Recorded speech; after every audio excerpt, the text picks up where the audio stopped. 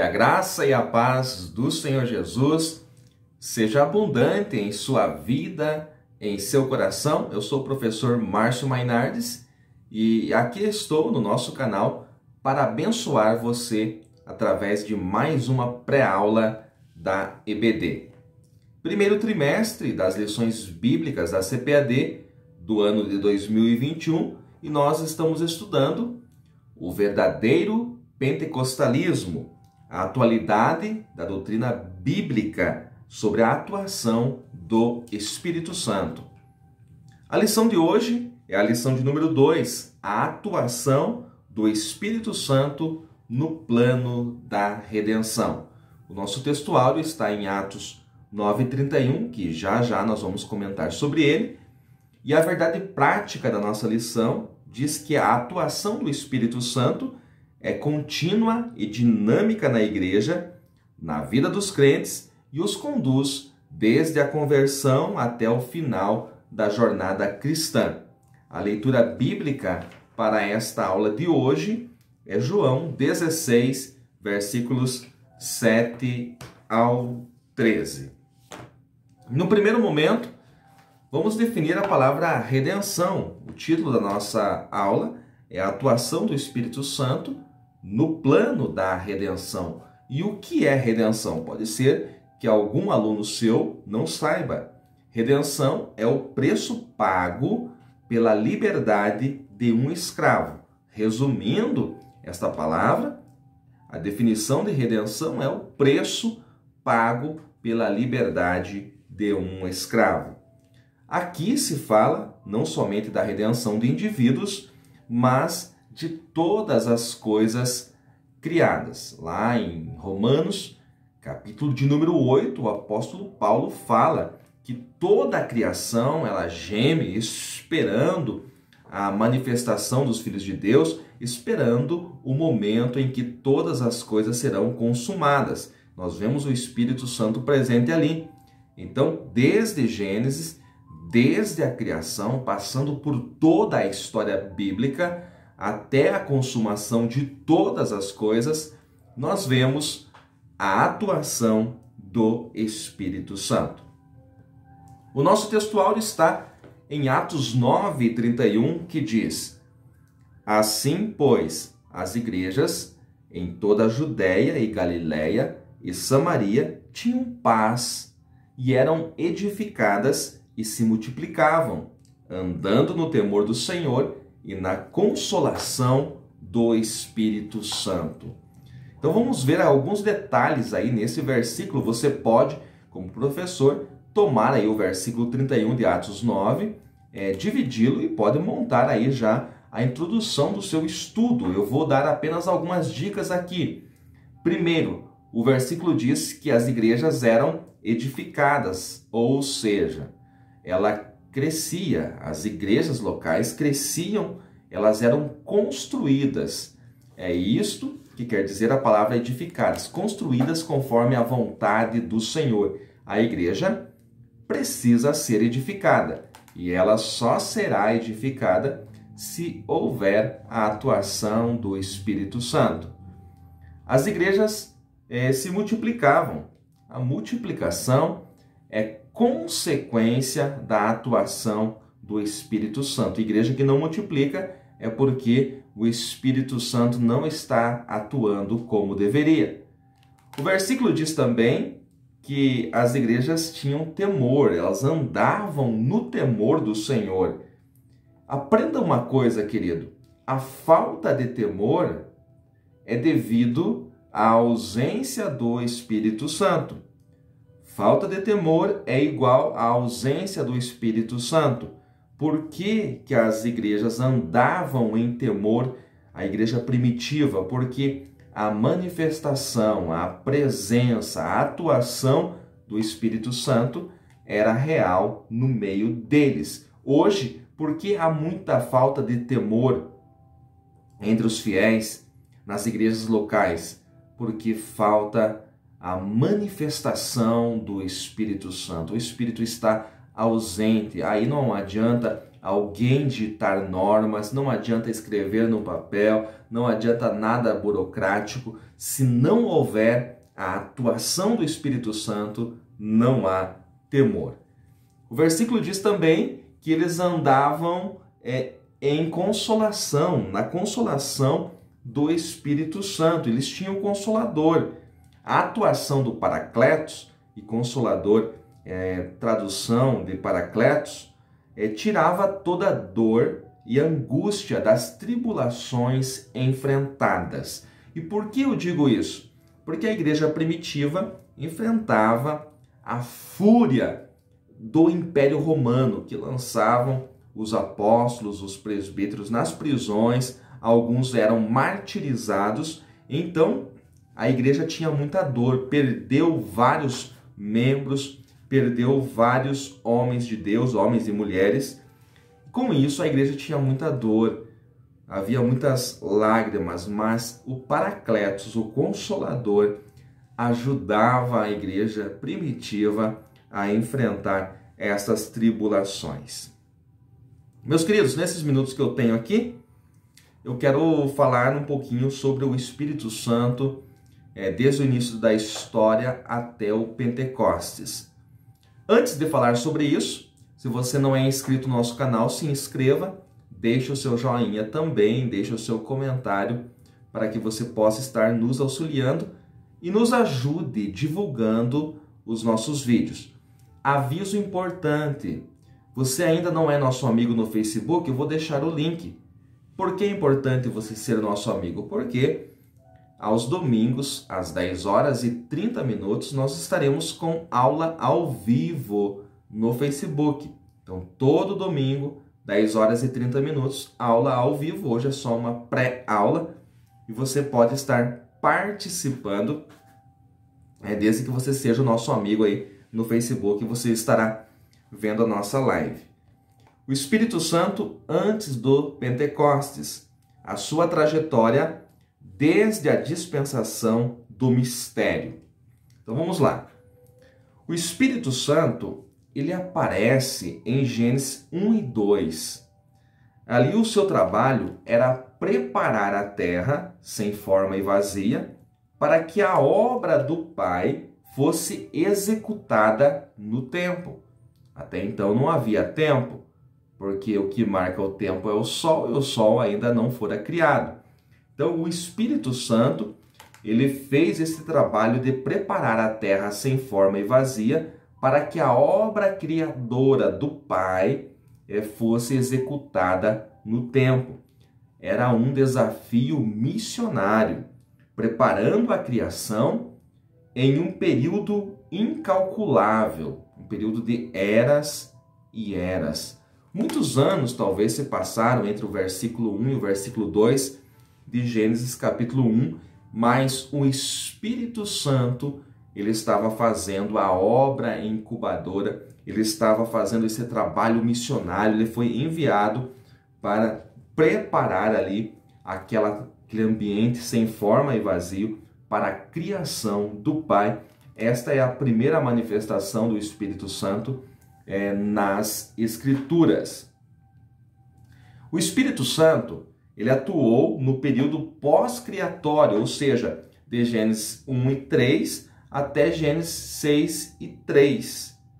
Em Gênesis 6 e 3, nas versões de Almeida Comum, diz assim: então disse o Senhor, não contenderá o meu espírito para sempre com o homem, porque ele também é carne, porém os seus dias serão de 120 anos.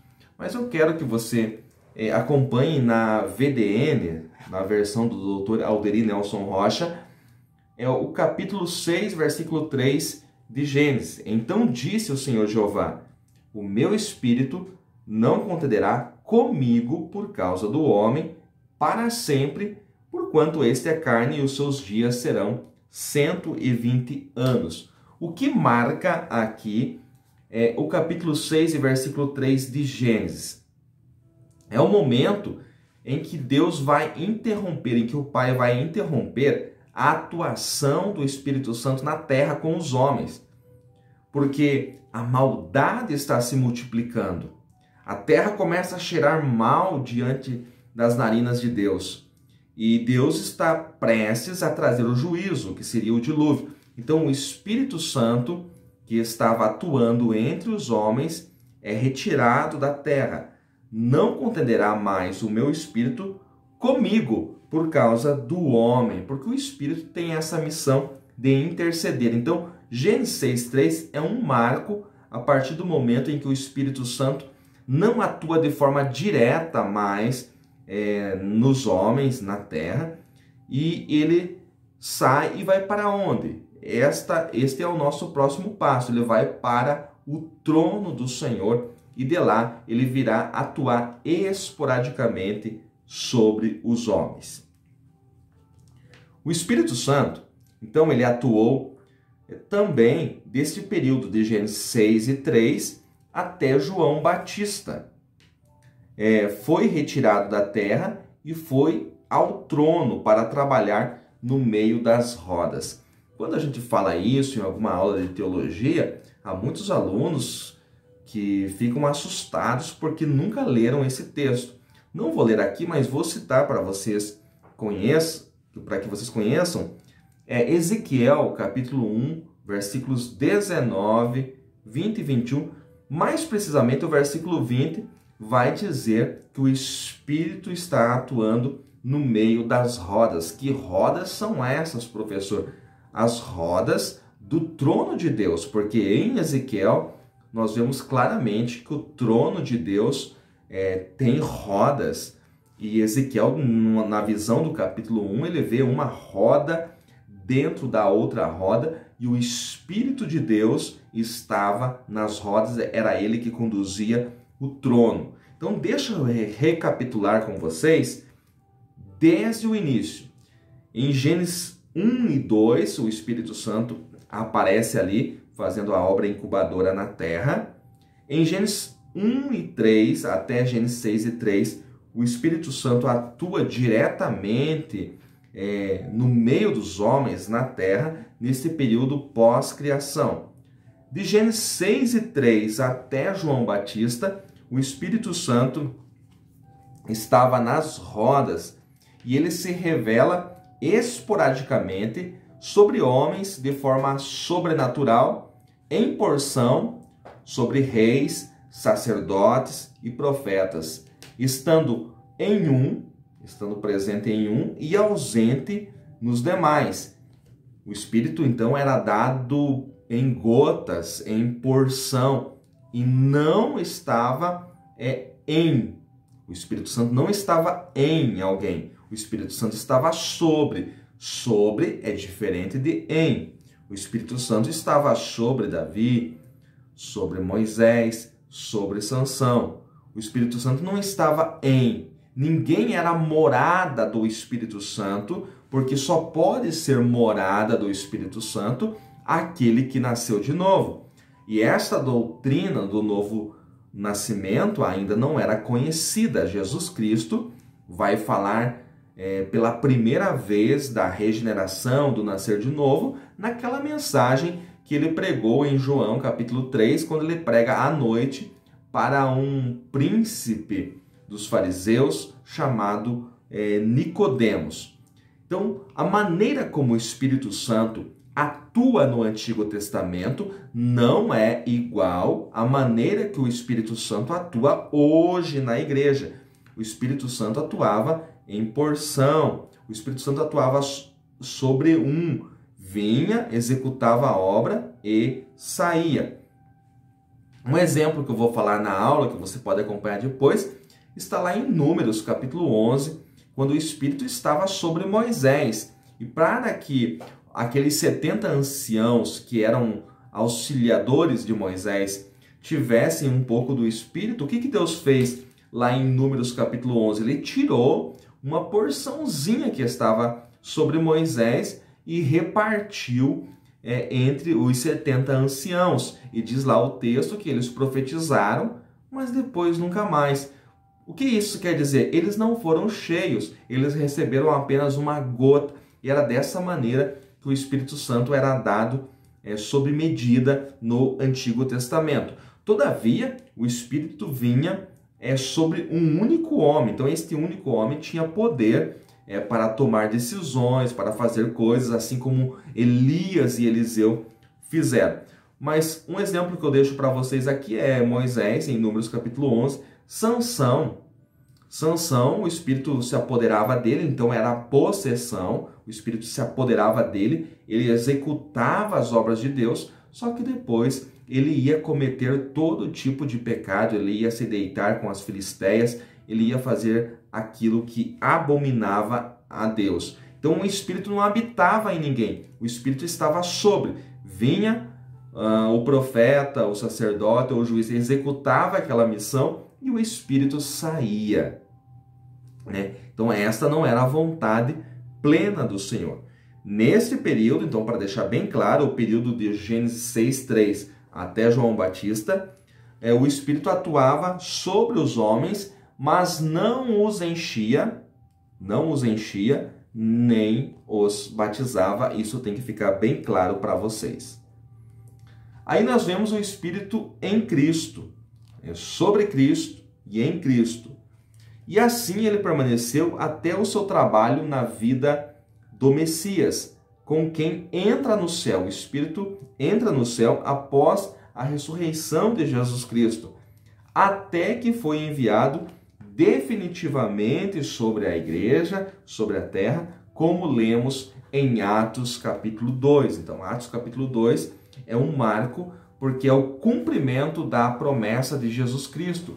Jesus Cristo, através da sua ascensão, ele foi glorificado. E quando ele foi glorificado, o Espírito Santo, a seguir, foi derramado sobre a igreja. Aí nós vemos o Espírito Santo atuando desde o princípio da igreja até hoje. O Espírito Santo tem sido um dom. Os discípulos de Cristo nada fariam sem ele. Na glorificação de Cristo, o Espírito Santo foi enviado à terra, como acabei de dizer. O Espírito Santo, ele está vivo, o Espírito Santo é ativo na igreja. Aí você diz, mas professor, muitas vezes eu não vejo aqui na igreja local. Quando eu estou falando aqui igreja agora, não estou falando da igreja local, e sim da igreja como corpo místico de Cristo. O Espírito Santo atua desde a igreja primitiva até hoje, ele é vivo e está ativo, por mais que às vezes nós não possamos perceber. Para encerrar esta pré-aula, deixa eu elucidar alguns fatos importantíssimos. A igreja depende do Espírito Santo. Qual é o problema hoje? Muitos líderes, pastores, pregadores, ensinadores, até mesmo professores da escola dominical, pensam que podem fazer algo sem a atuação plena do Espírito Santo. E eu tenho uma notícia para te dar. Você não pode fazer nada sem a atuação do Espírito Santo. Nós só podemos estar de pé, nós só podemos ministrar aqui, nós só podemos fazer alguma coisa no reino de Deus quando o Espírito Santo nos dá condições, quando o Espírito Santo nos capacita. Por que há muitos rituais vazios? Porque muitas vezes nós não temos a presença real do Espírito Santo, não há manifestação, não há sinais, não há milagres, não há confirmação, não há conversão. Porque alguém está sendo autodependente, depende só de si. Alguém já não depende mais do Espírito Santo. E para qualquer um, seja pregador, seja professor, seja coordenador, seja pastor, que começa a depender de si, o seu ministério será um fracasso. Pode ter de tudo, só não terá o sobrenatural de Deus. Então aprenda uma coisa, a igreja deve depender única e exclusivamente da atuação do Espírito Santo. Se você quer fazer uma oração hoje, faça esta oração. Espírito Santo, eu dependo de ti. O Espírito Santo, o que ele faz? Ele capacita os mensageiros, os ensinadores, os pregadores, dando-lhes poder e manifesta sinais sobrenaturais para a confirmação da mensagem. Então, os sinais, os milagres, as maravilhas, e Jesus disse, esses sinais seguirão aos que crerem, né? Em meu nome expulsarão demônios, e por aí vai. Esses sinais que Jesus fala, logo após a sua ressurreição, que seguiriam aqueles que creem, por que muitas vezes nós não vemos? Porque já não dependem mais, os homens, os obreiros de hoje já não dependem mais da atuação do Espírito Santo, mas se nós, que estamos sendo confrontados com essa palavra, voltarmos a sermos dependentes do Espírito Santo, com certeza o Espírito Santo nos capacitará, nos dará autoridade do alto, nos dará unção e confirmará o nosso ministério através dos sinais. Os sinais não são para os salvos, os sinais são para aqueles que não creem, para que eles possam crer através dos sinais. Era assim que Jesus Cristo fazia. Os sinais que Jesus operava não era para a salvação, era para aqueles incrédulos, para que eles crescem através dos sinais que ele manifestava. O Espírito Santo, ele tem a missão na igreja de consolar, de ensinar e de ajudar. Eu vou explorar mais esse ponto na nossa aula no Facebook, domingo, às 10 horas e 30 minutos da manhã. Se você está assistindo antes do domingo, você pode me acompanhar lá no Facebook. O Espírito Santo consola, ensina e ajuda. Ele faz lembrar, e você só pode lembrar daquilo que você já conhece. Para encerrar, o terceiro tópico da nossa lição fala que o Espírito Santo, ele convence o homem. Ele reprova e convence o mundo. Então, toda a atuação do Espírito Santo é no convencimento. Eu posso ter uma excelente oratória, eu posso me preparar muito para pregar, para ensinar, mas eu não tenho o poder de convencimento. Quem convence é o Espírito Santo.